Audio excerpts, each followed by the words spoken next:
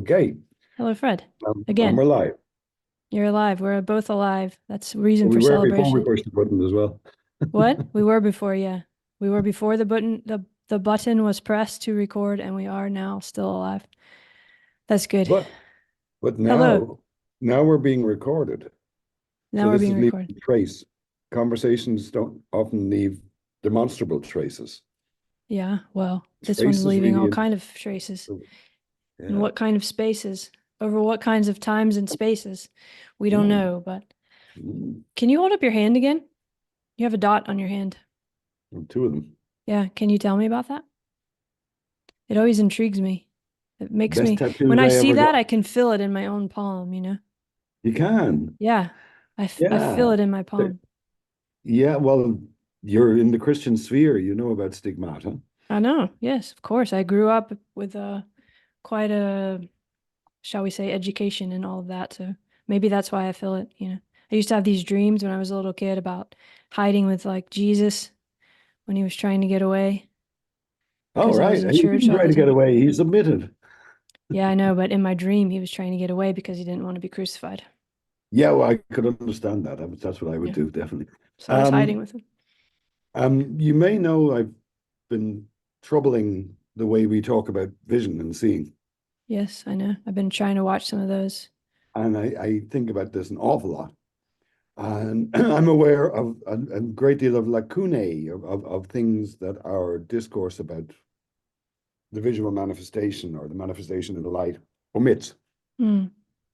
Um, so I experiment with these. I see with my hands. I see perfectly well with my hands. Now, nobody can make Oh, sense of that, so those right? are eyes, are That, you saying? Those are yeah. points I of mean, most people think seeing? they see like this, right?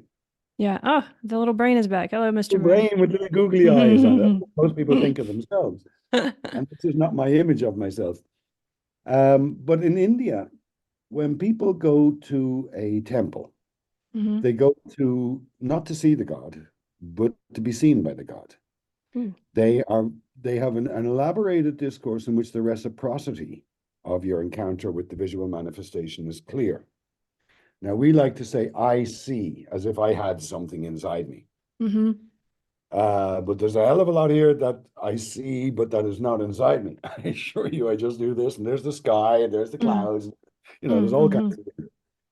of. Um, so they have a word darshan, which I find is lacking from our vocabulary. It has to do with this recognition or being seen, the Mm. other aspect. Like we have intromissive theories of vision, Yeah. as if something was going in, and we Mm. know about extromissive theories of vision, and those of us in the 4E world sort of think there's something wrong with both of those. Yeah. Um, so when I was going to India, I was going to study temples, visit Hmm. temples, mad into Indian spirituality. Hmm. And I Was this found I related to the joint speech that you when you went, or was this before? Uh, well, It's all joint speech related. led me to this kind of thing, let's say, but Okay. I don't know what I'm going to find. But I'm going over to India. I was all planned for a big 6 week temple tour, and I was Oh, going to one wow. specific temple, which I didn't get to. Hmm. I had to abandon ship after 48 hours in India and fly home in an emergency. Oh, no. But on my second day, there was one temple I've been looking at in Bangalore, and it was very mysterious to me. There was all kinds of gods on the outside. It was in the middle of a city street. It's filthy. There's big piles of rubbish outside from the waste from the worship, which Yeah. generates large amounts of worship. And there was a heavy traffic going in, and I don't know who the gods are, and I'm not going to go in there as a tourist. But I really, really wanted to see what was inside, and I was sitting there on the end of my second day. I was looking in Google Earth at the photos of the inside of the temple. And I really wanted to go into the temple, but I didn't know how to go into the temple. Hmm. In the evening, I draw eyes on here, blue with red rays coming out. The only luxury I'd taken with me to India was my markers. I drew my eyes on the hand. I went over to the worshippers like this, and they almost carried me into the temple. What? They came out, fed me, drummed for me, were hugging me. We went inside. I was completely within here. We were worshiping and crying together, and they were astonished that I saw them the way that I saw them. And the only word I could use for it was darshan. I see you as you see me, if you like. And they said, you don't see us that we're poor and so on. I said, no. And it was mind-breaking, Whoa. boggling. I went over there for temple experience. This was a goddess worshipping cult, which is very much of my sympathies, a tantric cult. Hmm. They would still sacrifice there. It was not inside the Brahminical order. I was right not to go in as a tourist, Oh, uh, okay. Whoa. but I was right to do this. My intuitions were correct. So these tattoos, tiny little ones, but they're enormously effective for me in thinking, imaginatively thinking with my hands and Mm. investigating how I see and am seen and how I hang in the world, That's like very Jesus strong. cross. Yeah, well, we all have Do strong you, imagination. yeah, because we often use seeing and vision. We think of, I mean, there's this kind of this focus on the eyes, in terms of like, because it can seem like that's our main source of sensory data because we forget the whole body's doing the seeing, I guess. But it gets confusing when we talk about seeing and vision. I think you're untangling that a little bit in your videos, but I haven't watched them all yet. I am, But and that's interesting to think about it like that. And you have this phonetically, reminder in the middle of your hands and your palms, which are such a, yeah. there's a confusion between these two. Yeah, exactly. We actually have Exactly. two eyeballs, which don't make sense of our integrated seeing as a whole. And Right. I know the neuroscientists try to bind together the two streams and so Mm-hmm. on. But there's a confusion here because this, the capital letter I, that is the assertion of oneself as an independent entity, is just as much a problem as the consideration that one is a detached observer of the world. Mm-hmm. They're confused. There's lots of issues that hang around our symbolism and our language that are not well represented in print. It's no accident that those two words are confused and that they sound the same. No, that's true. And yeah, that, yeah, that vision means so much in so many different, um, what do we say, disciplines, languages, walks of Yeah, life. yeah, yeah, yeah. Yeah, vision And quests and all of these kind of things where you don't have to be able to have two eyes. But yeah, my friend, I have a good friend, and she has a son who's probably half my age, and he's, at the age where he's thinking about philosophy and stuff a lot, and he's been really into a lot of these people who say everything is a hallucination. the Anil Seth Um, kick. hmm? Anil The Seth, Anil I think Seth there's, kick. yeah, it's Anil Seth, but it Oh, gets it's not picked up the all over the only place. one. Yeah, with other people too. Yeah, Um, the words controlled hallucination are sometimes used. Controlled hallucination. I think that's more what Anil Seth says, right? But it gets taken as that reality is a hallucination. I think if you probably Googled that on YouTube, there'd be 5,000 videos. I haven't done that. But in any case, he's a young teenager going into whatever. And, you know, it's, it bothered me, but I don't know why it bothered me so much that at that age where he's an adult going into manhood, going to study in school and all the stuff that he was thinking of everything in life as a hallucination or something. And maybe it's Yeah, just, I mean, when I was that age, I was probably reading all kind of crazy existential stuff that was not that far away from that. But why does it bother me so much? And it also bothers having me studied too. neuroscience, and like you've said, there's something to it. It's not that we're hallucinating. I think that's what bothers me. There's a nuance there that is incredibly There's a important. nuance there Yeah. that's missing. You're dead right. And I teach now. I say in public, Anal should not be doing this. We should not be exposing people who are not prepared for it to this kind of language. It's entirely misleading and it could be profoundly unsettling for someone at the wrong moment. It also suggests that there's such a thing as veridical perception in which you're not having, that you're not real in some sense.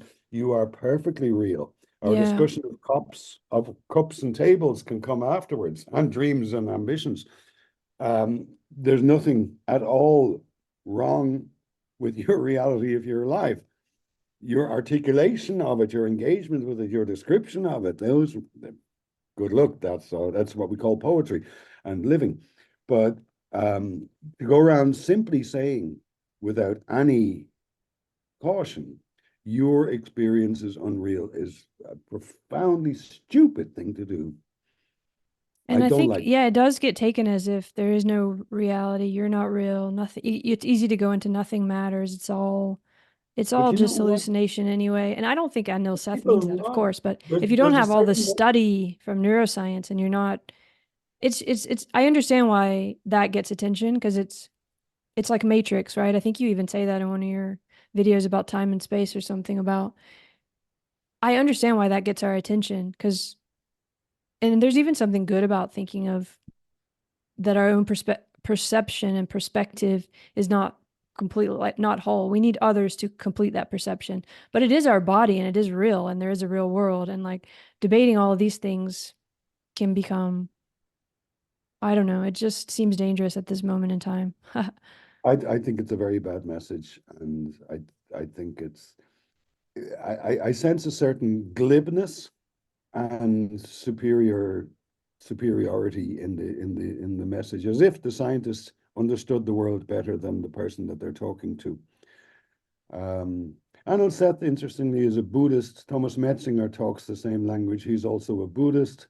Yeah. A lot of these people who've got over the idea, who've got over a Christian delusion of an autonomous, self-controlled individual, who've encountered a way of thinking in which the self is not a stable entity, are all too happy to go out like smarmy ass tech bros and get a rise out of people by telling them the wonderful thing that they've realized. Good for you, Arnold Seth. It took you a lot of study and and it didn't knock you for a wobbler. You were prepared for it. There are things you can find out that will knock you for a wobbler. And there are those same things, if encountered under different conditions, set and setting, would be illuminating and Oh helpful. yeah.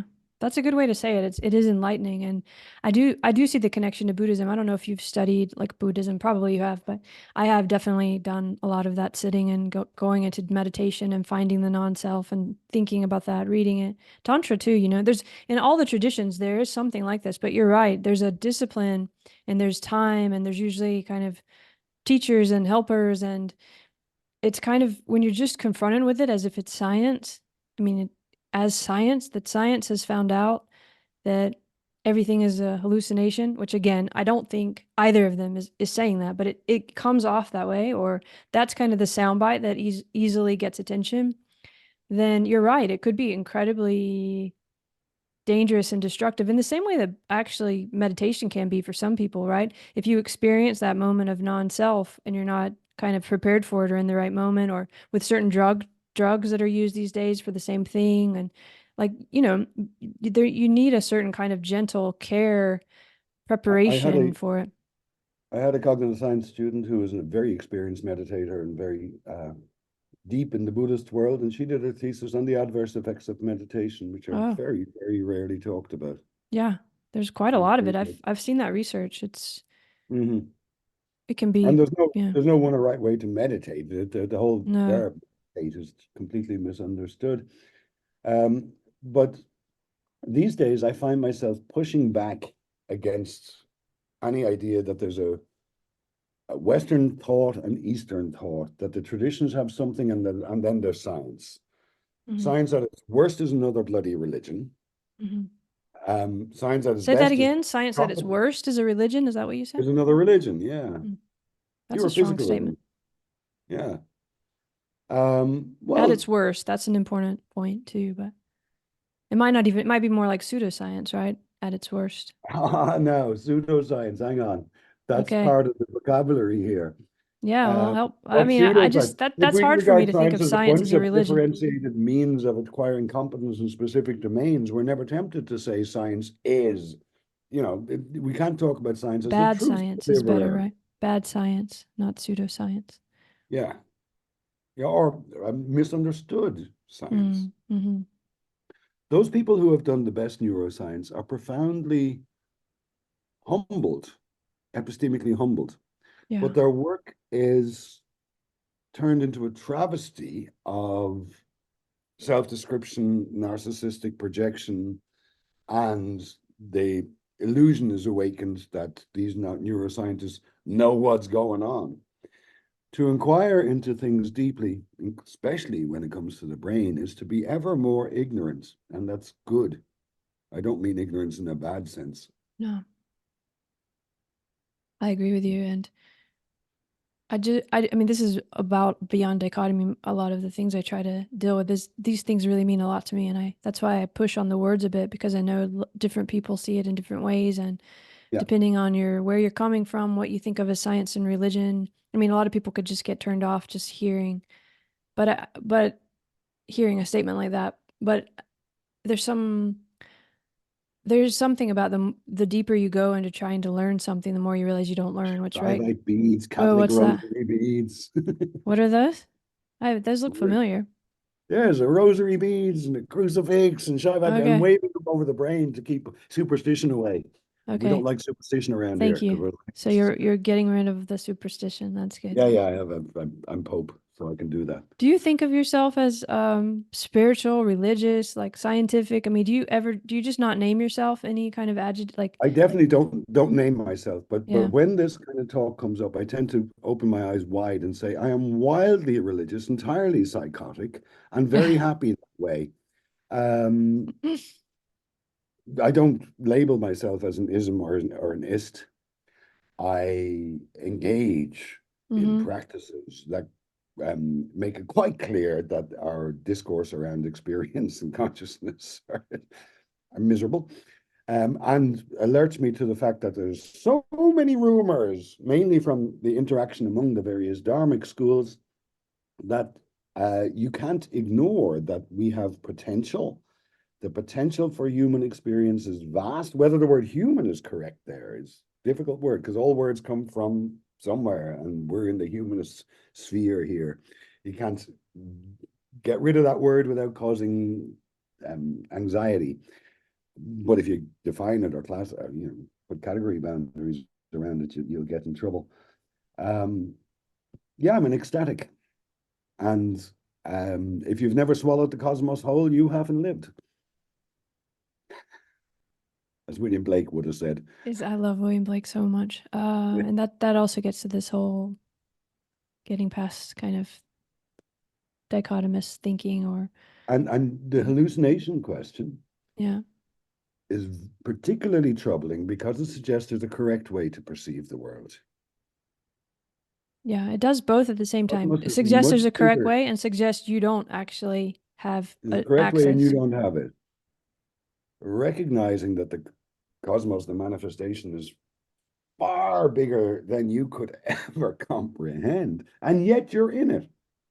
And yet you're in it. You're allowed to partake in this. But you're not allowed to dictate its form, and you're not swallowing it whole, and you won't exhaust it with representation. Well, what's so wonderful about all of these things that we're talking about? Because I mean, we're talking about these almost like they're trouble, but of course, you're also saying you're wildly ecstatic, and I've also, I mean, this is like the motivation for a lot of beautiful art and connection and life, all these things we're talking Absolutely. about. And there's a reason for that. And there's something to all this because actually we don't see and perceive everything that is there because we can't handle it. But there are different states or different connections you can make or different ways of learning or just different conversations. I mean, there's all kinds of ways you start to get a glimpse of what more there is. But to do that and not discount what is, and to hold this That's space, right, where everything is a little bit like you can never, nothing is ever static and nothing is ever exactly as you perceive it. And yet your perception is very much real and worthy and there, and there's a real world. It's hard to talk about every, both. everything you've said would be so pedestrian and obvious to anyone with the slightest artistic or poetic sensibility. It's only people who get trapped by a particular kind of positivist academic explainy discourse that begin to have doubts about that. No person in their rational mind and their well-being, if they're doing well, would even begin to suggest that there's a correct way to perceive the world. I'm not sure That about either of that, those Fred. are I think a lot of fixable. people fight about that in Oh political yeah, situations. but That's we what the fight about, fight is about. but we're fighting, Yeah. and we have opinions. But people think they see the world the right way, and there's one way to see it that's right. I mean, I don't, That they talk that way. they might not Yeah. really believe that, but they'll definitely make a lot of they'll fight about it. So, But they're you know, not talking about the kind of things that cognitive science in a much narrower framework are talking about.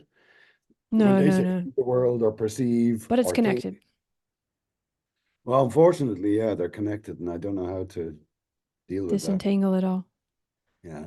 Also in science, when you come at it with the science hat, or when you're doing science, you are engaging in a particular activity that to be to achieve its aim, we can talk about whether those aims are right or whatever, but you do have a process, the method, and you do need to test things over and over, and you do need a Yeah. lot of, and that does lend itself in a bit to bracketing some of the experiences that can't easily fit into that, I guess you would say. It doesn't mean you I'm don't gonna still believe in them, but pull you up on that.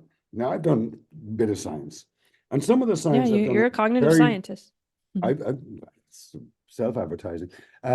But some of the science I've done has been very much what you suggested, and it has Yeah, been in the that's true. interest of stabilizing observations, observing correctly, observing in a way that can inform discussion, and it required, like I stared for 6 months at blinks. I just did nothing but annotate blinks for 6 months. Some of the science I've done has been done by being ignorant and going out in the world and drowning in it. I study the world to learn from the world, not to dictate it or to master it or to conquer it, but to be open to it. So I'm doing science when I'm walking along the beach whistling a tune. I'm doing science when I'm out of my brain, ecstatic in my temple. I am doing science because I'm inquiring into things in the most general way. Some of what that involves is a kind of methodological rigor, but people have this idea of science as if it was a single skill or a single art, or as if randomized controlled trials or experiments even were the hallmark of science. They're not. Experiments are a madness of science. Randomized controlled trials are a particular way of going in agriculture and perhaps medicine. Science is looking into things. It's got to be much bigger than all that. I'm afraid it's our inquiry, but we don't, there's no scientific method. And it doesn't necessarily mean, the epistemic virtue of not interfering with your data, making sure everything's completely controlled and the spreadsheets are in order. That's useful for some kinds of work. Yeah.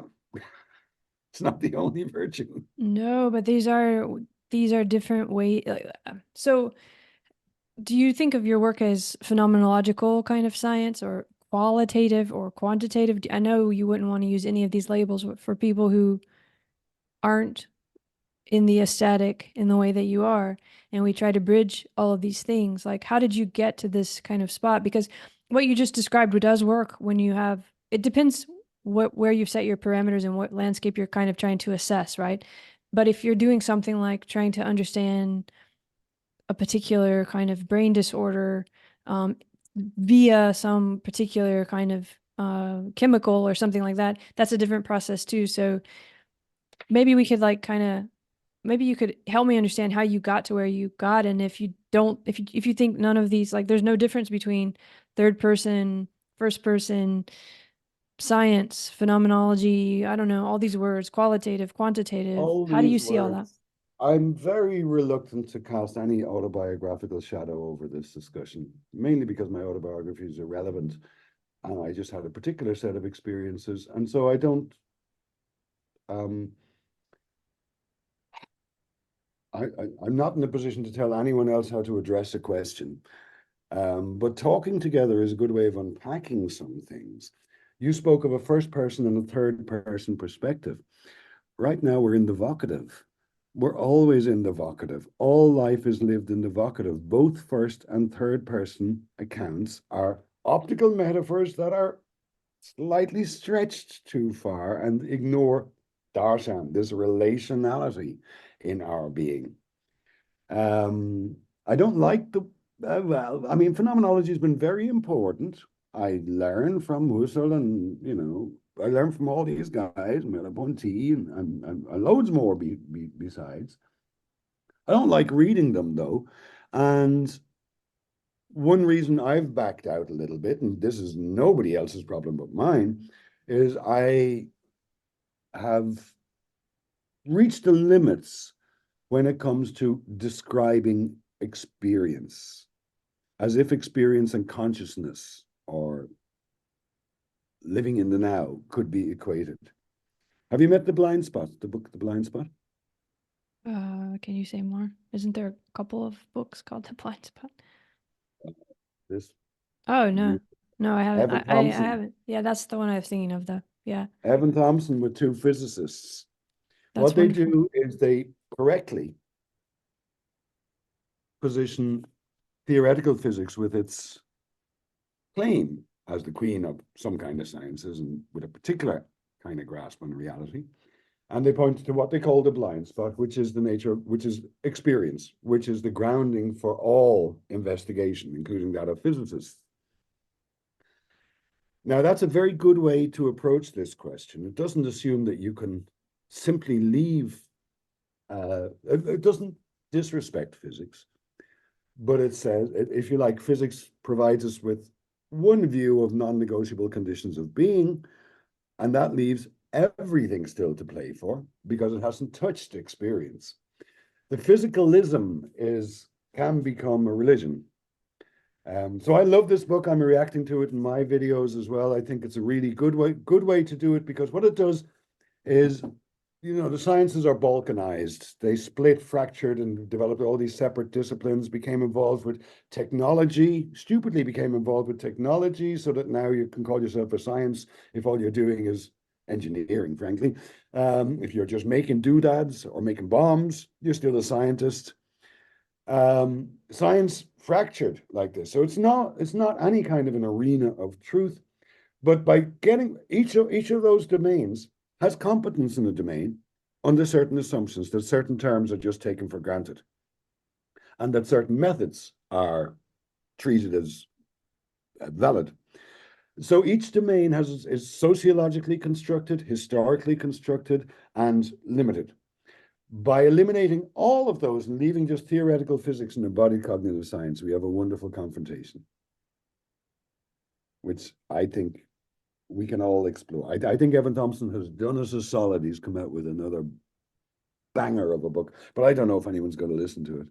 I'm really, really, really pleased Well, with he's this. wonderful at holding the paradox in exactly the way. I mean, I think about why I'm not a Buddhist, but also when I think of mind and life, and a lot in that book, closer to Varela, and thinking about phenomenology and thinking about how do we do science from the first person in a way that you kind of described. I mean, there's still kind of these distinctions, but I think that the thing is they're never real, the distinctions, but they have. I don't know that I agree with you that we've now. First of all, I don't know that I agree that I would say engineers aren't doing science. Some of them definitely are. And it does, there's no one person that fits as just an engineer. It all depends on what you're doing. But also when we look back to where philosophy and science began, all the stuff was very mixed up. Um, so we do make distinctions in order to kind of understand these things, but I'm not sure there ever are actually really these fine line distinctions. But what seems Actual, to me that's happened is we've gotten confused about those distinctions and those models and those third person things and these words that we're talking about as if that's the truth, rather than that there isn't actually ever a way to really distill anything that's dynamic in the process. We seem to have lost that somehow. yeah. And if you look at the work of actual scientists doing actual scientific work, it doesn't fit any of what we're talking about because it's messy and it combines qualitative and quantitative and it draws on everything in its can, and it's got physics in Absolutely. And there, their and it's own got backgrounds philosophy in there, and it's often. got Yeah. thinking in there, and it's got politics in there, and it's got funding in there, and it's got education in Yeah, there. it's all in there Real often. scientists do this messy business. My cognitive science is a joke, but my brother's a soil scientist Oh, in the soil, SOIL. yeah, soil. Now there you've got chemistry and physics and agriculture and Mm-hmm. archaeology and cultural studies and Mm-hmm. climate. And you can't do Yeah, it such a without a convergence. finger in all those pies. That's what Yeah. science is really like. It's a bunch of tools that we use in a domain to get some competence in it. Yeah, I agree. So are you pushing back a little on the, because you often you have a lot of experience in cognitive science. You've done a lot of things. You've come up with the kind of new ideas in cognitive science, but you also talk about it as if it's kind of not worthy of being called what it is. So is it because like when you're talking about the technology and engineering, do you mean more like, okay, you can think about computation as the brain and then you can kind of study that and that somehow is like too abstracted in some way that bothers you? Or what is it like where, yeah. No. I mean, if you go back to the 19th century when science suddenly started producing results for the consumer and for industry and started contributing to the industrialization process, as it goes on today with every new Apple release. But scientists are busy developing bombs and scientists are busy. Science doesn't distinguish between technological development, ethical progress, boons and curses for mankind. Science is not a kind of an oracle that can make those But distinctions. you're saying that's what annoys you, that because like I think of the all the examples from the Second World War where scientists were sort of supposedly sort of co-opted to help one side or the other try to win the war. And also now you have consultants, right? Scientists are like consultants for companies, and that's gotten very blurry with all the Mercenaries. things. Yeah. So is that what you mean? That kind of that there's Well, yeah. again, there's Is it a no well. moral, ethical, value-based kind of thing, concern? Well, in my university, for example, there's a kind of an ideology which informs all public pronouncements. And the Irish government rose in as well. It sees a particular virtuous sphere of activity which it calls STEM, which means science, technology, engineering, and mathematics. Now, there's not a single human value in there. I consider that morally bankrupt. And I teach in my university that STEM is morally bankrupt, that if you do this without connection to human values, you are just as capable of producing an atomic bomb as a vaccine. And STEM is bankrupt. But I live in a world that's totally informed by STEM. I mean, what you going to do? You can at Yes. least. I mean, your job is sort of informed by that. So it's weird because when you say that, I push just yesterday, I can't even, I was talking to some women about STEM. You know, there's these always you hear about how women don't go into STEM and um, someone was kind of pushing As if back it on would be that. better if 50% of women went into STEM or STEM was 50% women. Yeah. That would be better. Is that what you said? No, that's not what I'm saying. Oh, no, I didn't hear what you said. I was trying to hear what you said. But it is confusing because those, like, there's a reason why those sort of scientists are respected. I'm not saying it's a good reason or a bad reason or anything, but the world has become this kind of STEM world in terms of what, on all these different levels, in terms of the people we respect and kind of hold up as icons in a way. And then also in terms of what we spend our money on, or in terms of who we think is going to solve the climate problem, Well, or, no, if you look at what Einstein wrote, Einstein was not a STEM researcher. Einstein was very clear where ethics and human values lay. but people Uh, think he's a STEM researcher today. So that's yeah, the yeah, confusion. yeah, yeah. No, the thing is, STEM is an ideology that drives the economy. It's of great economic value, and that generates an enormous political power. It's no accident that the first departments to get culled when the economic policy is not going too well are those which just deal in human values. I'm not going to sing the songs of every researcher in every squirrely little humanist department. Some of them are, I'm sure they're looking into crazy shit. So are some of the scientists. But you see what I mean? The blind spot complains about the absence of human experience in the um, results delivered by physics. It's forgotten No, that it that's came good. from Yeah. human experience. So that's the blind spot, what you just described in a Yeah, way it's about kind of Einstein. pervasive. Yeah, and it's funny too because when you hear stories of Einstein or when people are talking about him, it's almost always for those human or values or something that he said that mm, resonates Yeah, with you, like as if yeah. in the same way And when he art gets into, resonates. when he gets into the weeds with Bergson, you see he wasn't even very good at it. Like Bergson was better than him at it. Or the time space stuff. Yeah. Yeah, But I I even mean, mean, just when you hear him he quoted won the and stuff, technical it's aspect often of spiritual Bergson. or inspiring quotes from him. It's not Yeah. it's Oh not well, we love. only that he did give us a kind of language for understanding the world differently through mathematics, which he did too. He hangs up on posters in girls' rooms, for God's sake, with his tongue out. Yeah, no, that's what I mean. It's a very much not a, it's a very lived, alive, artful connection that people have with him, even if it's just an assumption or something like that. But I think it does become kind of the poster for why you might want your kids to go into STEM, because it's Yeah, respected yeah. and that's where the future is. And, It's this very kind of stuff. interesting to me that the Einstein-Bergson debate, which raged for more than 10 years, forms a very central part of the argument in the blind spot. And it's been central for me as well. And I'm speaking about it a little bit in my videos now as well. Yeah, I don't think space. the debate is dead, precisely because the durée is mixed up with the idea of lived experience, is mixed up with this crazy idea. I Yeah. mean, who came up with this? Of the present. The Yeah, idea right. that Well, that everything will makes me actually think of what happen in you the talk about present. with von Uxküll too, and the continuous and the discrete and these kind of confusions. Hmm. It's a similar, I think, isn't it just hard to understand? Isn't that again a way in which we want it to be one way or the other rather than holding the space for it to be assessed as one way or the other rather than ever be one way or the other? I don't know what we want, but I do know that the manner in which we talk is all mixed up with the ideas we have about, among other things, time and space. Oh, yeah. And those ideas don't belong only to physicists, they belong to embodied beings. Physicists have no notion of now. There's no now in physics whatsoever. And space and time have a particular characteristic in relativity theory. Don't ask me about quantum theory, I know nothing about it. Mm. Or an embodied being's time and space are qualities. They're different and they're centered in the body and in presentism.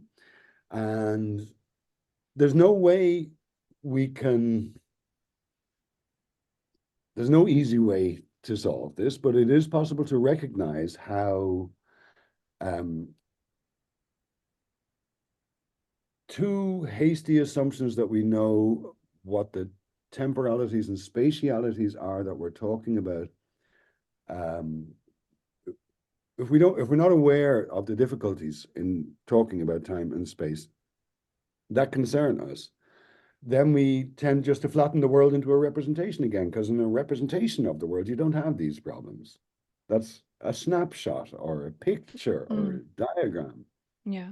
But we think the representation is the process. Like we don't make the Searching distinction for so map much. all the time. Yeah. That's our specialty. That's what we do best. Yeah, yeah. And that's what I really like that Thompson wrote it with physicists, for example, instead of, so that already helps to get into that interstitial, processual place of we're not ever going to just say it's one way or the other. This is us And, trying to figure it out. and it been Evan Thompson, they did a good job. They, first Mm. of all, they have respective competences, and the competent person wrote each chapter. So they will actually enumerate all the current um, interpretations of the dual slit experiment and the relationship between relativity and quantum physics, for example. And I couldn't be arsed doing that, because for me, that's a problem physicists have. But he's got physicists, and he writes the phenomenological and cognition chapters, you see, which is very good. That's wonderful. It reminds me of what you were saying too about the embodied. There's something connected in all this with what we were talking about with the hallucination in a way too, and this time and space. That it's. I think there's a quote I've heard you say a few times about when there's no body, there's no time. Is that von Uxküll too? Maybe I don't know, but Oh, I think I say time arises in the interaction of the living. That's my right. point of view. So Lived again, time it's an. arises in the interaction of the living. Yeah, I think. and that doesn't have a Yeah, single scale. yeah, yeah. It doesn't have a So scale. It's not integrable.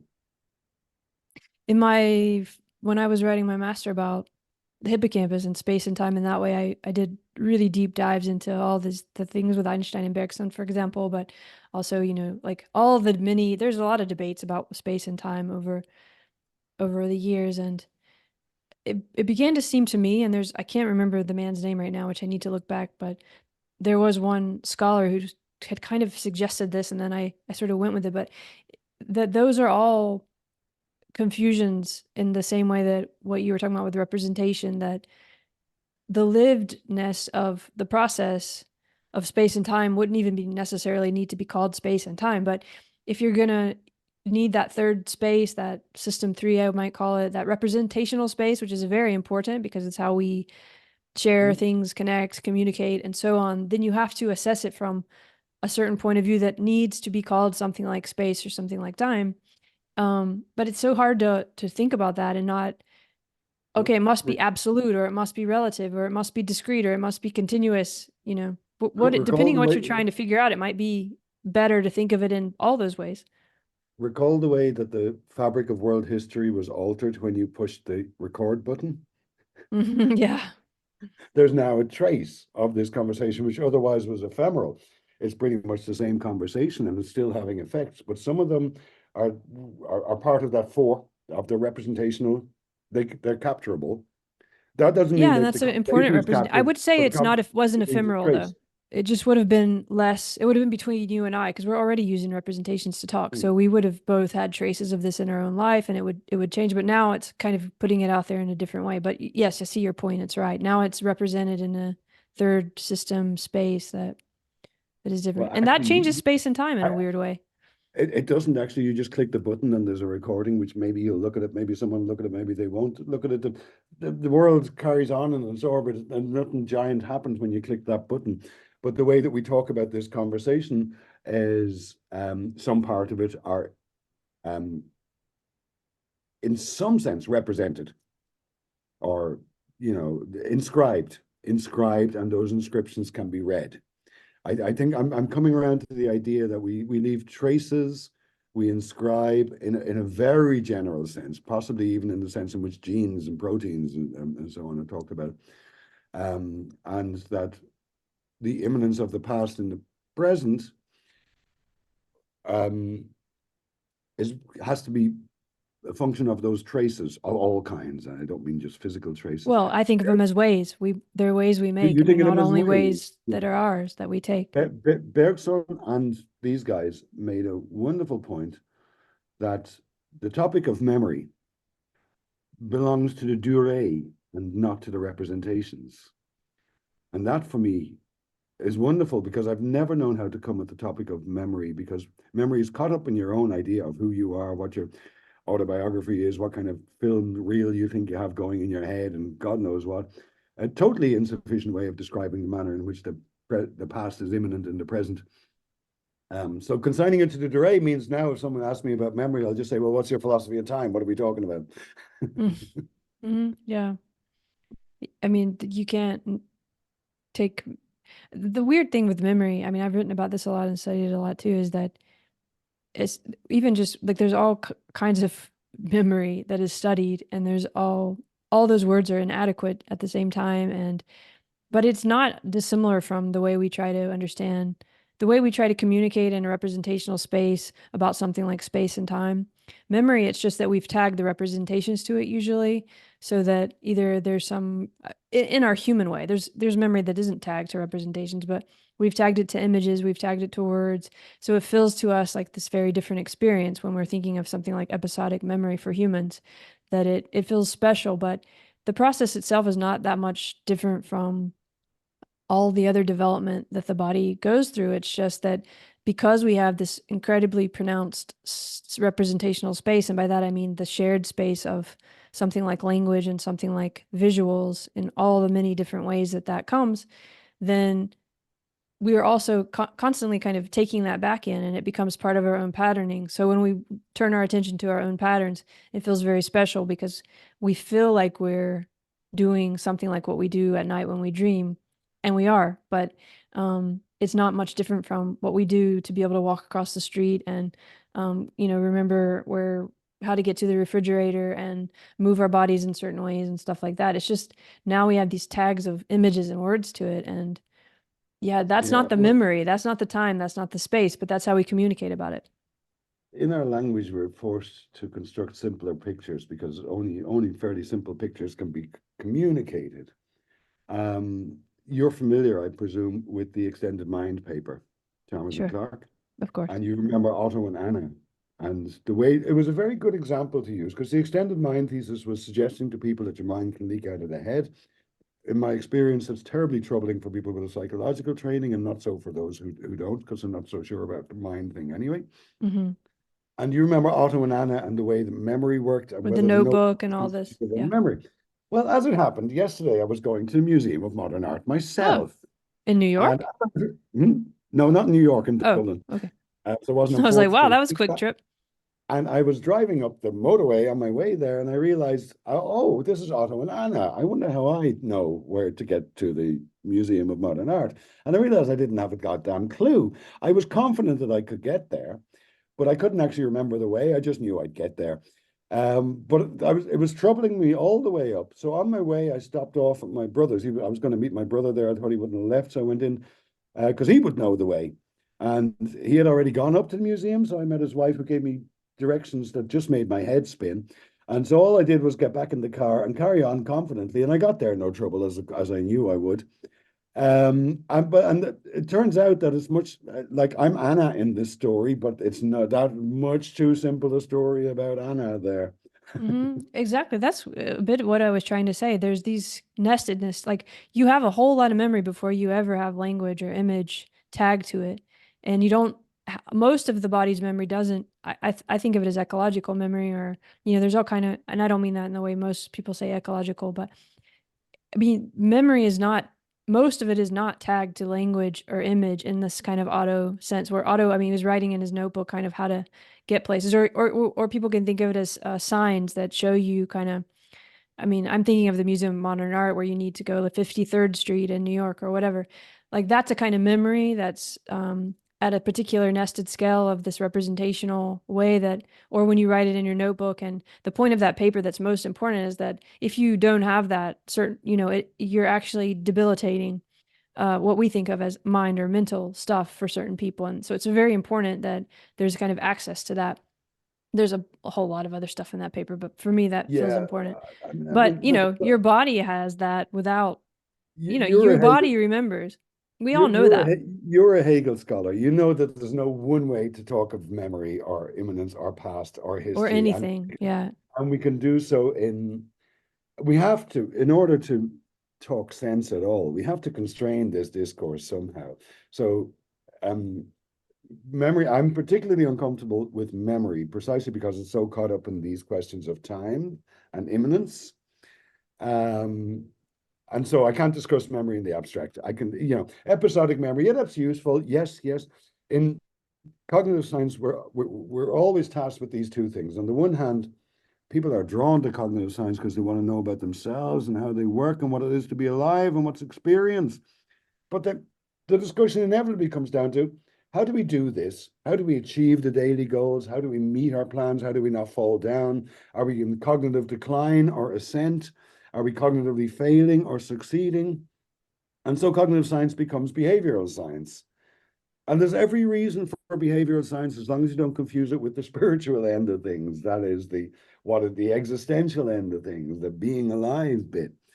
But talk of cognition just gets derailed quickly into this practical mode Yeah, without but Fred, I noticing it. wasn't being abstract at all. I was being very like, I mean, there's semantic and episodic memory. That's just titles we've given to certain things, but they're real. You can study them. And that's not abstract. And I don't think it's abstract that we're born into the world and we remember, I mean, that the body aligns with what it's moving through, and that's also a kind of memory. I mean, it's also a studied kind of memory. So like riding a bike or, all these different, like that doesn't feel abstract to me. So I'm not sure, like, what do you mean by you can't talk about memory in the abstract? Because there's vastly more of the past imminent to me now. Indeed, the entire past is imminent. And talk of memory is already an apportioning of some parts of that to my own personal narrative, my own beliefs about what I did or did not do in the past, why, how.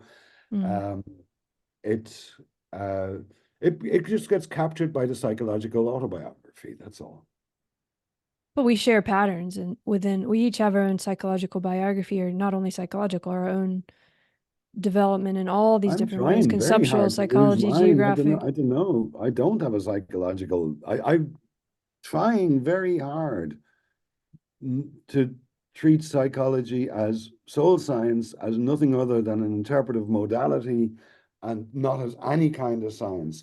Most people do have fairly fixed stories of who they are and where they're going. And as that happens, let's say you're getting older, for example, you don't want to be living a life in which, oh shit, I peaked in my 20s. What's the point of even being alive now? Um, I'm a little older than you. I'm 62 yesterday. Oh, happy I birthday. never Wow. felt so alive. That's Um, wonderful. never felt less worried about death. I was much more worried about death when I was 20 than I am at 62, I Oh, assure you. really? That's Um, fascinating. And that's connected to letting go of those narratives that, by the way, I don't think there's a difference between those narratives of a certain age or number being some kind of a marker for some kind of a whatever in life versus kind of you have from the moment you were born till now had a particular development, and that is your development, even if you don't, whatever you remember or don't remember, whatever stories you put on it. But it's beautiful that you don't worry about death. Like, I mean, I don't either.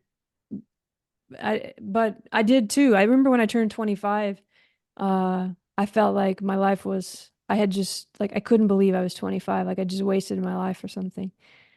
It's strange yeah, how yeah, experience wasted your changes life. that. You see, I mentioned the term integration. So there's two basic mathematical terms, differentiation and integration. Differentiation is creative. Um, and things arise through differentiation. This is a bit Buddhist, I suppose, in its approach. When we tell Also stories, though, we tend Hegelian a to bit. integrate, to sum over things as if there was a part. Whereas I'm always new, my becoming is always new. And to tell a story of personal achievement, did you get where you wanted to go in life and blah, blah, blah, blah, is to integrate over a tiny little thing. Whereas I'm talking to Andrea today. I'm so much bigger and better than I was yesterday because I've talked to Andrea.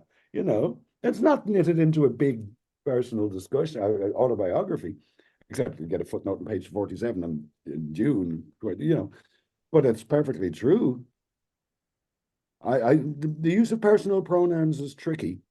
The Buddhists are not very fond of being too fond of this guy. And I'm trying to be with them a little bit, I suppose. Yeah.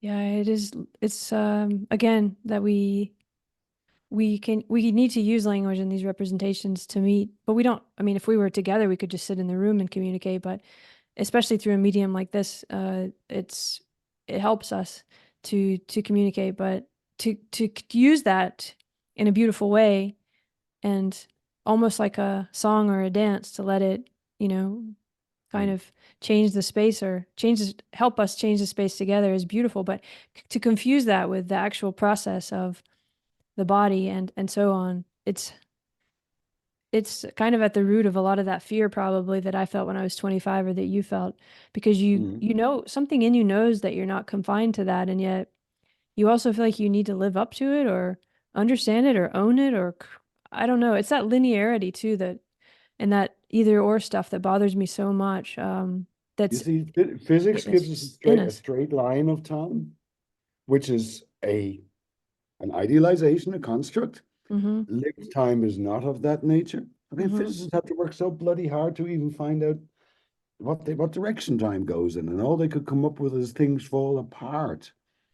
I like to think that the trace we're leaving now with this conversation is contributing to time, in that someone might encounter it and be moved by it, and that would have an effect.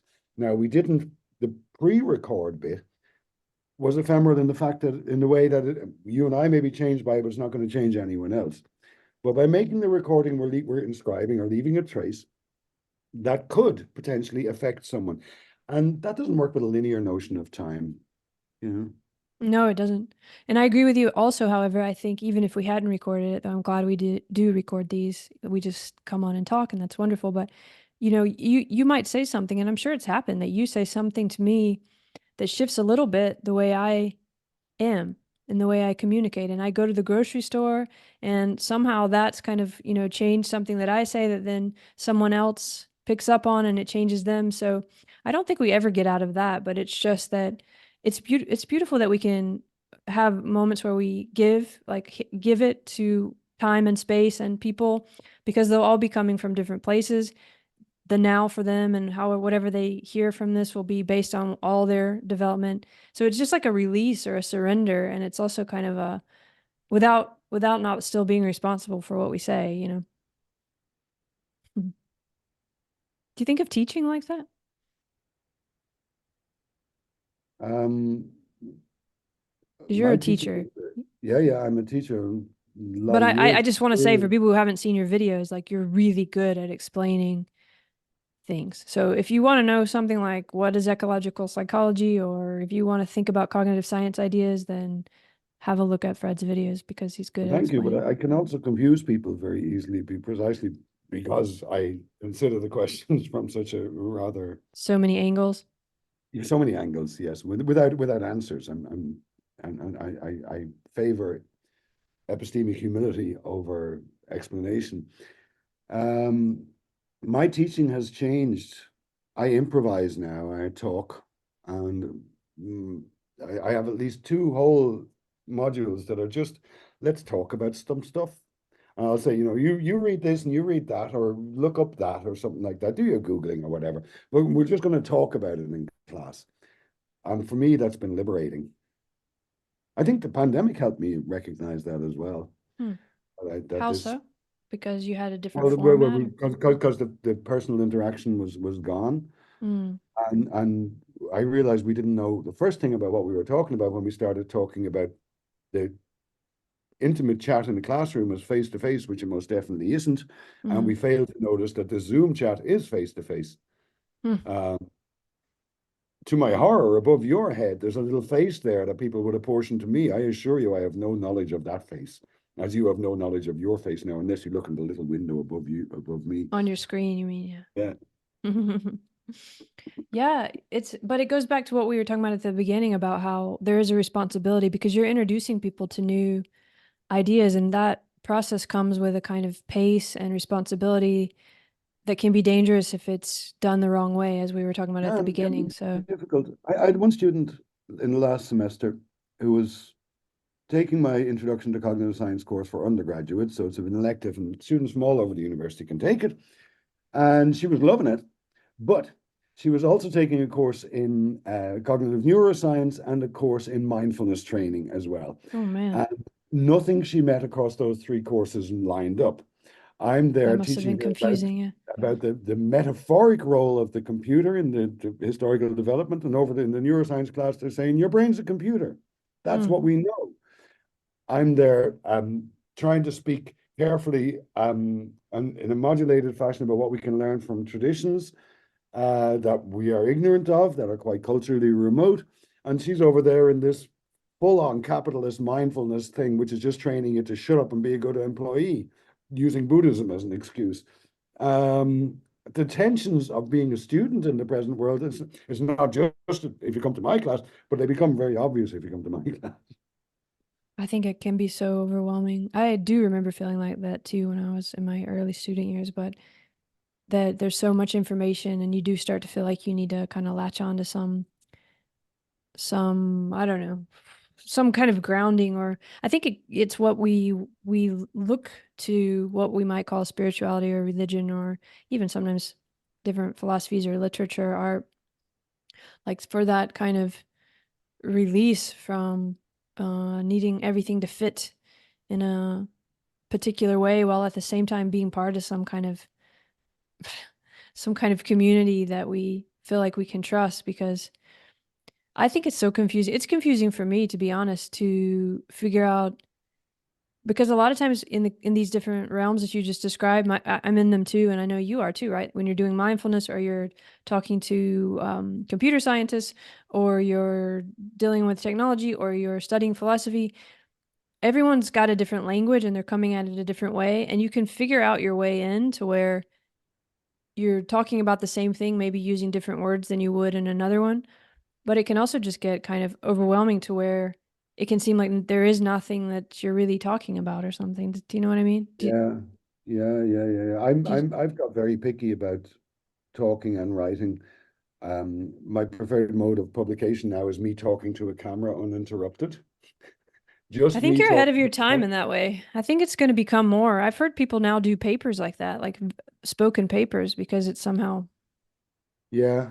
Um, or even a PhD that's spoken. That's actually like a thing you can oh, do in some really? universities now. Yep. That's good. I always think whenever I think society's gone mad and everyone's gone mad and I realize everyone else actually has the same problem. And that does it.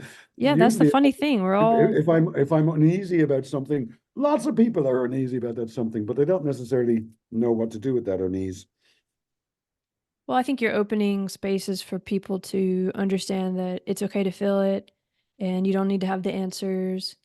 But at the same time, you are a teacher and you are taking responsibility for what you put out. I mean, none of us can do it all perfectly and stuff, but I think that's why maybe you say you do present a lot of different perspectives because you're so aware of exactly the kind of the tipping point we're in right now, which is one of having access to so many different perspectives, but still not sure how to understand how to like release our own I and the I that you were holding up. Use the I when we need to, but also surrender and release that I and understand it's multi-scale, multi-variable, but it's Well, I meaningful, it's cohesive, it's coherent, all that at the same time. such epistemological puzzles, existential puzzles. I can think my way into them. I don't know what other people are going through, though. I don't know what my students are going through, and I don't know what's good for my students, and I don't know what I should be teaching them. I no longer believe that if they're blessed with this paper, this paper, and this paper, they'll be better off. Some of them these days don't come to class. A lot of them don't come to class. Students are becoming much more independent and making up their own mind. They've developed a healthy distrust of the institutions themselves. They encounter a world in which housing and jobs are no longer simply straightforward parts of the human world, but are so obviously part of the political, social apparatus of power. Mm. We have an enormous crisis here, both with migrancy, which is only going to get, I mean, that's a drop in the ocean, and housing. And I was not aware of that when I was the age my students are now. So I respect their choices and they choose to engage with. And so I just kind of say, well, you could look, you can come talk to me. Mm-hmm. Yeah. I think the answer is in some kind of conversation and sharing and something like the fact that we can do this now more easily on these kinds of spaces. I try to see that as a positive movement towards a different kind of towards what we used to do with papers, writing papers, but that has now become like that is just kind of at least for now it's not doing that in the same way. Of course, we still share information. It's papers are important in that, but when you talk to scientists and a lot of people who are in that where you have to publish and it has to be in this sort of thing, there's something a little bit. It's not doing what we are talking about here, but maybe Yeah. just The publication thing conversation is and weird. videos are. Yeah, I mean, it's no accident. This is the second podcast I'm doing today.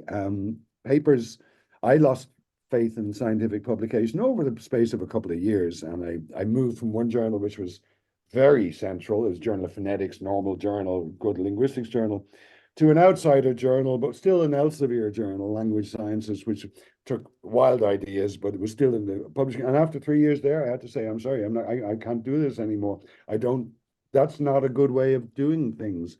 If you call science this peer review and professional publication thing, then I want no part of it. I'm certainly not going to adjudicate other people's battles on there. But people also tell themselves stories and which may or may not match reality. So everyone's told that there's a publish or perish thing and you have to get citations and so on. Just for on my part, no one's ever asked me once about my citations. Okay, I did the promotion thing up to a certain level, and I'm never doing that again, so I don't have to sell myself. If I had to sell myself, citations or something like that would be what I would talking about. But not having to do that, I don't experience that, and that with that, I realize I'm free to say no. I'm not a peer reviewer for random shite about things I'm not qualified to talk about. Like I got asked to review a paper where some Chinese people had a beef with Saussure because they just discovered Saussure and he was very European, wasn't he? And I'm like, let them have it out. Who am I to adjudicate a fight between Saussure and China? And they were Yes, but drawing that's a Derrida, very and I'm not a humble Derrida scholar. But you have a certain kind of like a humble clarity or being comfortable with who you are, which I don't mean, yeah, there's that's all stuff that probably took you time to learn and It become did. and a To lot be of and able to be you did have a confidently lot of ignorant, success and to be so confidently yeah. ignorant is a great boon. That's true. But I do think you're right in a way that, like, well, I mean, it just makes me think a lot of the younger people I know or I encounter mostly they're really, really interested in education and they're getting that education through podcasts, through videos, through books, not Well, when you necessarily say through education, university. you mean they're finding stuff that attracts them. You see, education is Yeah. sometimes a means What by they which a think of as an particular education. social order places its stamp upon the person. That's why we Mm, had well-developed school curricula, and you had to learn these poems and not those poems, and you had to chant your tables. mm, And society um, imprints on its young people with education. I've a grave problem with that because you got to understand the social order is also, what's this society? What is this social order? But in my work on joint speech, myself and Luciano Longo, we uncovered that just by empirically looking at where this joint speech goes on, there was so much to see. And there's the whole world of ritual and protest and group affiliations, but there's primary education. And then when we did that, we stopped looking at it from a sociological point of view and just asked, where's the chanting? Right? And it's in the maths tables, and everyone learns the maths tables by chanting. And I did, and you did, and kids all over the world do, if they're in our kind of school system. And we broadened it to other kinds of school systems, and we found Quranic chanting in the madrasas. And we realized that in both cases, the sacred values of the ambient society were being instilled in the children through repetition, in neither case with any attention given to whether they understood or were capable of interpreting what they were doing. They merely had to make the right sounds. That's true for Quranic chanting and maths tables. And with that, I felt we had found something, but not do, something that's within an education that fits easy in the view of education. what can you help me understand what that tells us about education? Are you saying there's a communal connection that's at the root of it or something? Or there's It's very hard to step outside your own cultural bubble to think from the other side. mm, I can't do it any more than anyone else can, but by virtue of recognizing that primary education is the kind of social construct that actually does travel outside into worlds I don't know, I'll still mm, find something called primary education. And lo and behold, I'll find different sacred values being imprinted in the chanting. And mm. they're very, very interesting. Quranic chanting is really interesting and gorgeous. I know why it's a sacred value. It is a sacred value. And I understand, I love it. I love mathematics and I love Quranic chanting. And I'm not inside the Islamic sphere such that I would aspire to chant it myself. But when you're taught to chant it, you're taught to make the sounds. You're not taught to understand the words or the meaning. That's a biblical approach. What is it you love about it, Fred? Is it the communal aspect? Is it the what it does to your body, the experience of it? Do you I put it on in my temple and I ascend to heaven. That's what I love about it.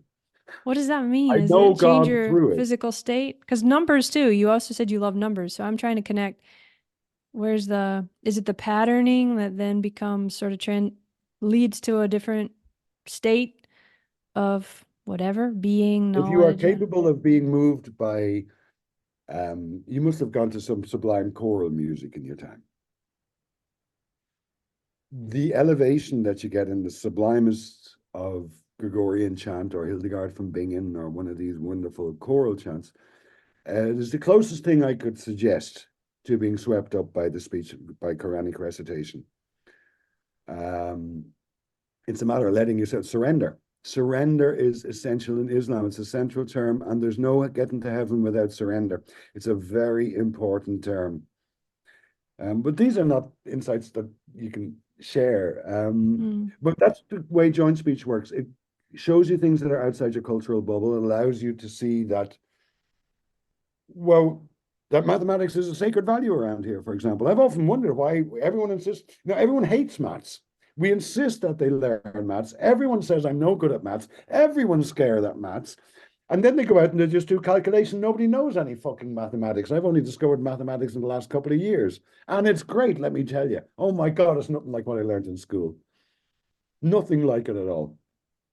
I agree. I love math. I don't know what it is I love about math though, except that there is a similar, that's why I asked you, because when I like reading about mathematicians and I like understanding the way the things fit together. It's not that I love sitting down doing math equations because that's a bit harder for me, but I love looking at how it fits together and how it connects to how we connect through it, which for me is something similar to that surrender you're talking about, but it's a presence. It's not just a kind of giving up surrender or a like I'm gonna drink till I'm numb, surrender. There's not that that is even really a surrender, but I really think there's some kind of quality in which your attention is either, I don't know, you're not aware of yourself in the way we were talking about with the I, but you're aware. It gives you a state of awareness that isn't bound by Well, well, previous. this I Yeah. seems to only exist when you say it. Mm. And it exists as soon as you say it, and it exists as long as you say it. And even Descartes said that in the second meditation. He said, Je suis, j'existe, as long as I have this thought, as long as I say it, basically. And then he goes and cooks an egg, and there's no I left. Oh, except Well, in German, that's of course, but making an I. that's the confusion, right? That the I and the self or the I and the lived, the Hmm. ongoing sort of form that is Descartes or that it is us, like Your your those aren't the same your thing. particularity, and we use the word existence or becoming. You see, being and becoming are always mixed up since Plato. So your existence, whether you think of it as a being or a becoming, is not the same thing as what you do with the creative production of I. And you do it for protection. You do it because you have to become a person among people. You have to have a position. You have to have an opinion. You have to represent yourself. There's Hmm. all kinds of reasons we use this goddamn thing, but essentializing it and believing that lives inside you is Well, do you see it as connected also to how we start to realize or be present in this way that something, so like when you're a little child, you have this non-I-ness. I mean, you don't need the I, you can't even speak the I. hmm, And if, it hmm. gets imposed on you very quickly because your parents tell you your name and all that. But And you're it's a in that kind self-defense of, mechanism. you're in that space of like what people sometimes say they experience in drugs where everything is kind of one and you're like looking at the flower and it's incredible and like you're a part of it all, and then you got to go through the eye, hopefully, right? You learn you're an eye, you struggle with trying to understand that eye and accept it and feeling judged. You hopefully find some practices and some other people who help you release yourself from that and realize what you've just been saying, that it's it the eye is only there when you use it, but you're still there and you're coherent and you're real and you're part of something bigger. But somehow there's that process. It's like you can't do that when you're just a little kid, right? So do We you see that as connected? you don't need to, but that's largely what neurosis is. There's a healthy side, just like there's a healthy side to psychosis, there's a healthy side to neurosis. We wear pants and we don't feel terribly, terribly constricted because we're told by the social order to wear pants. There's no God-given reason to wear pants, but if I'm going out there in the street, I'll probably wear pants. And I Yeah. don't feel that as being neurotic. But if No. I can't, if I worry that the dishes are not in the right place and I can't sleep because the dishes might not be in the right place, then I've become neurotic. And so we Hmm. live in a constant state of tension. The other Hmm. side, I'm doing a right brain, left brain thing in case you can't Yeah. tell, right? Good. So that's your left brain. The right brain is your imaginative, artistic, your psychosis, your capacity to fly, to imaginatively fly, to lose yourself, to be transported. And that done in a healthy fashion is the best you can possibly be. Divine madness occupies a whole dialogue in Plato there, various kinds of divine madness, and they're well discussed. And we have this capacity. There's no way of knowing who gets into who's living the best life? Who's actually getting to the best they could be? You don't see it. It doesn't leave a trace. It's not in the record. There's no point in despairing about the world, Ukraine, Gaza, climate change, because you actually have no overview of, like, I don't know. The world will never notice if you have a peak experience. Hegel's apotheosis at his desk when history comes to an end is my favorite example of this. We're all Hegel. Well, I would have much to say about Hegel because of that linearity is what annoys me about him. But he also did Oh, come he's up with this circular. language that gets out of the linearity. So, Yeah, no, he's circular. well, it yes, of course, but then there is this beautiful, almost innocent thing, which is also dangerous and destructive of being in the moment in time and taking it so seriously that we can then start thinking about the end of history and so forth. It's always the end of history and the beginning, and there's no ending and beginning. He shows that with he illustrates that, I guess, with the writing and with this constant becoming. But it's often taken in kind of the other way that there's some kind of right progression and right development and that we're on it and all of that. But that would be a whole other thing. To come Yeah, back and here, yeah, well, there's go certain ahead. discussions you can only have in person. If you're here in person, I've got tons of material here to talk about time and history and durée and so on, but you have to be actually present here to actually use them. Um, Okay. You mean like books but and stuff? no, I have a temple inside, You and have a it's temple stuck in your full house? of. Yeah, I'm gonna go for a little walk. Okay. But believe you me, this is better done when you're here. Cool. I believe you. But at least like now all the listeners will also be able to have a little. So we'll start with Oh, wow. there's history. Whoops. Wow. So there's Some there's more the whole of eyes. history. There's my life. There's the year 2000. There's the year Oh, 2024. wow. There's William James, John Dewey, Kant, Descartes, Kepler. So I can see where the ideas stack up and how they got here. And that goes back to 1600. And on top, it's rescaled. There's 1600. And there it goes back to Jesus and Plato. Oh, And wow. now I can think about straight lines and I can think about what's further down there. And I've got Oh, various points marked so and I much know art. all the way, I can point all the way to the dinosaurs from here. I know the dinosaurs are 63 kilometers out in the Irish Sea from here. And then there's, oh, sorry, I want you to meet There's a my tree. lamp. There's a lamp. Hello, You see lamp. this lamp? Yeah, Yeah, wonky, I see it. broken It's lamp. broken. Yeah, it's terrible, terrible state. Um, one day it was sitting here before it broke its neck, and I took a photograph of it. And then I made a print of that. I do prints by rubbing them, transferring and rubbing them into being. And I stuck its picture up behind it. And then I took a photograph of that. And I took off the old print and I put the new one on, which had two prints. And now we have an endlessly receding Oh, series wow. of. So Nestedness. you're literally looking at this lamp through time in a Can you put, Bergsonian. can you, I couldn't see the whole thing. I only saw the top part of the painting. Uh, Oh, yeah. There. Oh, yeah. Anyway, yeah, that's yeah. actually very fractal. It is very fractal, and there's one, two, three, four, five lamps there, and this lamp here, and they go back through time, literally through time. And I was sitting here looking at that, reading a book, and there was text came up right beside this, so I could look from the book up to this.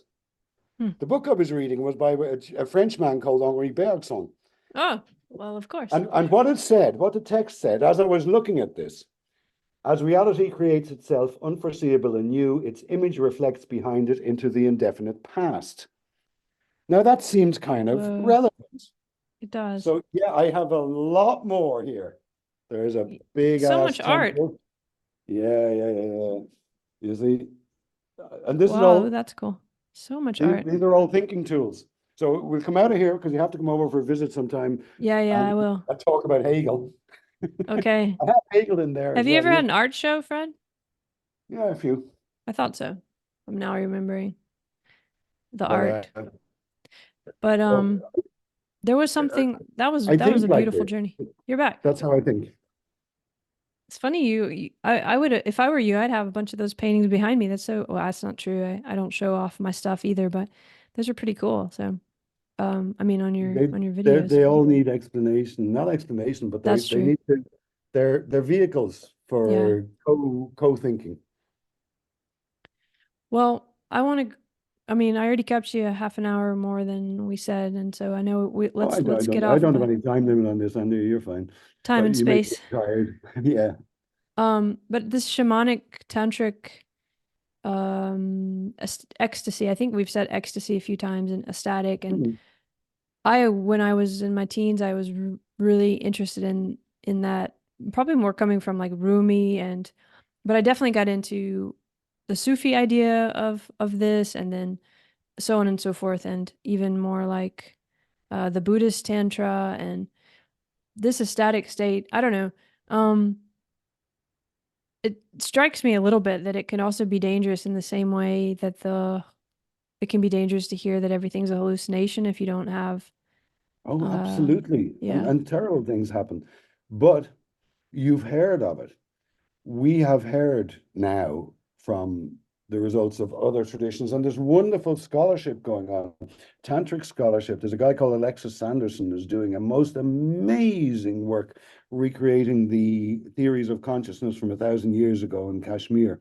Mm, There's real scholarship going on. I mm, recently fell into a Tibetan deep rabbit hole looking at the Bon, the world of Bon, which is often regarded as shamanistic pre-Buddhist Tibetan religion. Turns out that's a gross simplification. mm, But I found things in there that immediately resonated with me. Now, if there was nothing there, like I appreciate these come from different cultures, mm, but having looked into a lot of things, you can't oversee common themes which speak of something which is immediately available to you wherever you are. There's a wonderful book by a guy called Gregory Shaw recently, which will piss any historians off because it's called Hellenic Tantra. oh my. The Mm, Hellenes being the Greeks and Tantra being beyond. But what he's doing is he's actually a student of Iamblichean theurgy, which are these techniques for getting into the state, elevating the state through mm, ritual and reaching various forms of henosis, approaches to God mm, from the late classical world. And we have descriptions of similar states achieved through using the vocabulary of Tantra mm, from the tantrics. And the metaphors are congruent. It's all light and energies, and there's similar kinds of words coming up, and you just can't oversee the fact that, oh no, hang on. Now, I'm not advocating a perennialism, but there's so much that comes through that you begin to realize, oh, holy cow, am I ignorant? And we can learn. So I'm kind of really annoyed when people talk about East versus West now, because I deny those. because you see the connections and the patterns and Mm, but you do in the same way maybe that we use the eye. Sometimes there's a way we, these the movement and the process itself is never either or and one or the other, but there's a way we sometimes do. There's a reason why we set things against one another in that representational space until we can handle understanding that they're not set against each other. And in fact, on every side of everything, there could be many, many nested sort of such ongoing experiences or dialectics or tantric movements or however we want to describe yeah. it. But just like I do need to go soon, but before something is really bothering, like I wonder about your perspective on this is I don't know about your personal life, but my personal life, we talked about when we were younger, we've both obviously explored a lot of different things towards whatever, like feeling this ecstasy or finding knowledge or whatever way we want to say. But do you like I guess I worry like I don't think we're saying that none of these things are important. Like I guess I want to zoom out a little bit and think like all of that's really important in both of our lives and all these paths that we found towards finding some kind of peace. Like we both seem to be kind of okay. Not that every moment is we're still humans doing our thing, but at least we can say death isn't too scary anymore. Whereas when I was 25, I thought, yeah, and you obviously said the same. So I guess what I want to open it up to is like meaning, and that it's not just that all this stuff is meaningful and we just I don't want this conversation to sound to someone like nothing matters and like none of these things, there's no cognitive science and no words mean anything and stuff like that. Because it's really the opposite. That's kind of what we're saying. But I wonder if you can Absolutely. articulate it better. Absolutely. But that we need to distinguish between inquiry and the products of the inquiry and their subsequent fate as they get integrated into popular discourse, get perverted, get misunderstood, and feed into a collective imagination that frankly doesn't have a great deal of nuance. I'm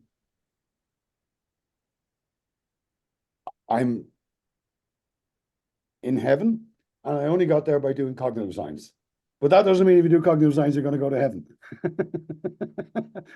I mean, Wonderful. Yeah. yeah, that's inquiry. This kind of persistent inquiry into the nature of things, your own mind's understanding. What the hell am I doing here? What is Mm-hmm. this? Mm-hmm. What is it to be alive? Without Mm-hmm. necessarily you needing an answer, but to be able Mm-hmm. to ask and always ask better. And the answer will change every day. That's the thing. There's no goal, there's no end state. No, and things still hurt and there's still challenges and you just keep persisting though and it's kind of these patterns start to feel more comfortable or more you can access the joy and the life in what's around you more like in that childlike state but with that kind of surrender and presence while still holding the responsibility, connecting. Yeah, I don't know. It's possible, right? It's not about not taking it seriously. It's about taking it seriously till you understand seriousness differently. Yes, and you learn so much by asking how other people have pursued the inquiry, what motivated them, why Mm-hmm. did they do things. So I find a lot now when I'm teaching neuroscience, I don't tell them you must read this paper or this textbook. I say, oh, you found the work of, let's say, Ramachandran or something like that. Find out who this person is. Find out what motivates their inquiry. Why are they drawn to think of things in this way? Inevitably, you find out far more about a particular cognitive neuroscientific program if you understand the neuroscientist behind it. Mm-hmm. I only know a few neuroscientists well personally or know enough about their personal motivation to understand their work, but it's always been incredibly illuminating. Whereas investigation into neuroscience done in the Google mode just produces walls of cognitivist bullshit.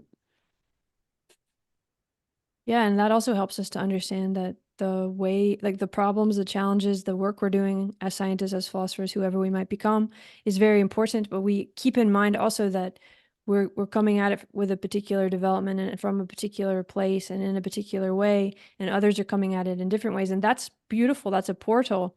But we don't need to like stringently say there's only our way. It's much more about finding ways to connect with each other towards kind of a better shared knowledge, whatever, if we're dealing with science, then it would be towards whatever the goal is, which might be helping people who suffer from schizophrenia or something, whatever it is. But it doesn't have to be only like one way, even if we parameterize our own research in a certain way. There's a kind of a constructive ambiguity I try to convey to students, which is to live with the tension that you Mm-hmm. idealize highfalutin ideas, and our inquiry into the natural world leaves us with inestimable puzzles and climate change in Gaza.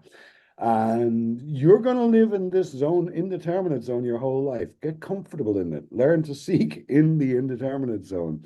Mm-hmm. That's why I Mm-hmm. don't like, people coming in with explanations. If I want an explanation, if I buy something from IKEA, I want an explanation to how to assemble it, because then it'll be assembled and I'll be done. Whereas this kind of inquiry, I don't want to be done. I'm never going to be done. There's no done because as soon as There's you've no done. as That's soon death. as you've so as we address the problems change and the ways we address them change them, and that's beautiful. That's not to be to that can feel overwhelming, but when you sort of accept it, then it's funny how, and whether it's science, philosophy, religion, whatever label we give it, a lot of it does come down to holding that space, that tension, as you said, that paradox, that finding some way to be in that space and open it up and realize is not just two things kind of in opposition, but that's life, that becoming, that constant kind of change that's at the same time does have very real resonances and patterns and things that matter. But yeah. Anyway, that's been part of this conversation for me. So thanks for having it. I'm sure I hope we Brilliant. have many more. I have to go I now, wanna, but Andrea. I really like this. me too. Um, It's I fun. think there's other places we could go. I don't know. I don't know. You have such a broad range of interests, and you think so well that it's great for me. For me too. You the same to you. It's nice to be able to talk to someone who knows who's interested in art and neuroscience and spirituality and cognition. It's great. So I really appreciate that. And yeah, so I send you some gratitude and we'll hit the button again soon, unless there's anything you want to add before I No, hit the button. I'm around until about the 20th of July, and then away for a month, more or less. Oh, you're going on a really exciting trip, right? Aren't I'm you going to going to? Kathmandu. We're going back to the tantric. Wow. Tell me a little bit about that before we go. You've The Oxford Centre for Hindu Studies runs a summer school over there. They know their shit. They've got people in there, and we'll be doing lectures, doing workshops, going to puja, visiting so cool. temples, visiting We have to families. talk after that for sure. I want to hear all about that. Yeah, as a goddess So, worshiper, it's going to be delight. okay. Well, let's talk after that, or if not before, but Yeah, okay, I'm hitting the yeah, well, button now. possibly before. Anyway, Yeah, maybe okay, before and after. Pre and yeah, post. and just ping, send me stuff. Great talking to you.